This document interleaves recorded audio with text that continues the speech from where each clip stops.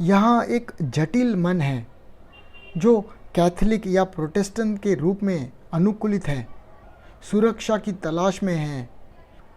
यह मन महत्वाकांक्षाओं और परंपराओं से बंधा हुआ है, एक मन के लिए जो उथला हो गया है। तकनीकी क्षेत्र को छोड़कर अगर हम देखें तो चंद्रमा पर जाना एक अद्भुत उपलब्धि है, लेकिन जिन लोगों ने अंतरिक्ष यान का निर्माण किया है वे स्वयं एक तुच्छ और घटिया जीवन जी रहे हैं। वे क्षुद्र, ईर्ष्यालु, चिंतित और महत्वाकांक्षी हैं और उनके दिमाग अनुकूलित है। हम पूछ रहे हैं कि क्या इस तरह का दिमाग पूरी तरह से सभी कंडीशनिंग से मुक्त हो सकता है ताकि पूरी तरह से अलग तरह का जीवन जिया जा सके। यह पता लगाने के लिए निरीक्षण करने की स्वतंत्रता होनी चाहिए, एक ईसाई एक हिंदू के रूप में नहीं, एक डचमैन, एक जर्मन या एक रूसी या किसी अन्य चीज़ के रूप में नहीं। बहुत स्पष्ट रूप से निरीक्षण करने के लिए स्वतंत्रता होनी चाहिए, जिसका अर्थ है कि यह अवलोकन ही कार्रवाई बन जाती है और यह अवलोकन ही एक पूर्ण क्रांति लाता है। इस तरह के अवलोकन में सक्षम होने के लिए आपको बहुत ऊर्जा की आवश्यकता होती है।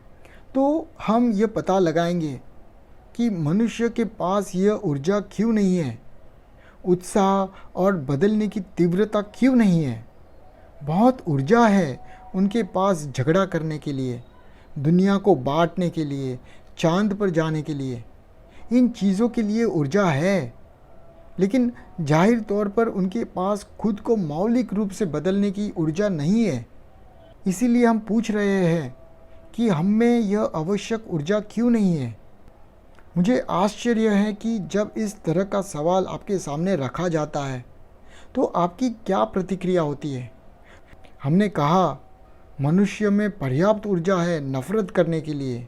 जब युद्ध होता है तो वो लड़ता है, और जब वो वास्तविकता से बचना चाहता है तो उसके पास विचारों के माध्यम से, देवताओं के माध्यम से, शराब के माध्यम से भागने की ऊर्जा आ जाती है।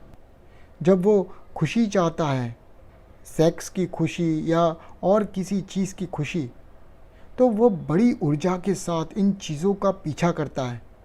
उसके पास अपने वातावरण के पार जाने की बुद्धि है, उसके पास समुद्र के तल पर रहने या आसमान में रहने की ऊर्जा है। इसके लिए उसके पास महत्वपूर्ण ऊर्जा है, लेकिन जाहिर तौर पर उसके पास छोटी से छोटी आदतों को बदलने की ऊर्जा नहीं है। क्यों? क्योंकि हम उस ऊर्जा को अपने भीतर के संघर्ष में गंवा देते हैं। हम आपको कुछ भी समझाने की कोशिश नहीं कर रहे हैं, हम प्रचार नहीं कर रहे हैं, हम पुराने विचारों को नए विचारों के साथ बदल नहीं रहे हैं। हम खोजने और समझने की कोशिश कर रहे हैं। आप देखें कि हमें एहसास है कि हमें बदलना होगा। आइए एक उदाहरण के रूप में हिंसा और क्रूरता को ले। हिंसा और क्रूरता तथ्य है। मनुष्य क्रूर और हिंसक है। उन्होंने एक ऐसे समाज का निर्माण किया है जो हिंसक है। इसके बावजूद के सभी धर्मों ने कहा है कि आपके पड़ोसी से प्यार करें, भगवान से प्यार करें। ये सभी बातें सिर्फ विचार है, इन चीज़ों का कोई मूल्य नहीं है, क्योंकि मनुष्य क्रूर, हिंसक और स्वार्थी बन चुका है, और हिंसक होने के कारण वह विपरीत का आविष्कार करता है जो कि अहिंसा है। कृपया इसमें मेरे साथ चले।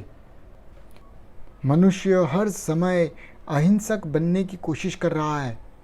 तो जो है और जो होना चाहिए, अर्थात हिंसा जो कि है और अहिंसा जो कि होना चाहिए, इन दोनों के बीच संघर्ष है। यह ऊर्जा के अपव्यय का सार है, वेस्टेज का कारण है। जब तक जो है और जो होना चाहिए के बीच द्वैत है, आदमी कुछ और बनने की कोशिश कर रहा है जो कि होना चाहिए को प्राप्त करने का प्रयास कर रहा है। वह संघर्ष ऊर्जा की बर्बादी है। जब तक इन विरोधों के बीच संघर्ष होगा, आदमी के पास बदलने के लिए पर्याप्त ऊर्जा नहीं होगी। मेरे पास विपरीत होना ही क्यों चाहिए? जैसे कि अहिंसा। अहिंसा एक आदर्श के रूप में क्यों होना चाहिए? आदर्श या आइडियल वास्तविक नहीं है, इसका कोई अर्थ नहीं है। यह केवल पाखंड के विभिन्न रूपों की ओर ले जाता है, जैसे कि हिंसक होना और हिंसक नहीं होने का नाटक करना। या यदि आप कहते हैं कि आप एक आदर्शवादी हैं और अंत में शांत हो जाएंगे, तो यह एक बड़ा दिखावा है, एक बहाना है, क्योंकि आपको कई साल लगेंगे हिंसा से दूर होने में, और वास्तव में ऐसा कभी नहीं हो सकता है। इस बीच आप एक पाखंडी हैं और अभी हिंसक हैं। इसीलिए यदि हम यह कर सके, अमृतात या ख्यालों में नहीं बल्कि वास्तव में पूरी तरह से सभी आदर्शों को हटा सके और केवल इस तथ्य से निपट सके जो कि हिंसा है, तो ऊर्जा का कोई अपव्यय नहीं होगा, वेस्टेज नहीं होगा। यह समझना बहुत महत्वपूर्ण है। यह वक्ता का कोई विशेष सिद्धांत नहीं है, थियरी नहीं है। जब तक मनुष्य विरोधों के गलियारों में रहता है, उसकी ऊर्जा बर्बाद होती रहेगी और इसीलिए वह कभी बदल नहीं पाएगा।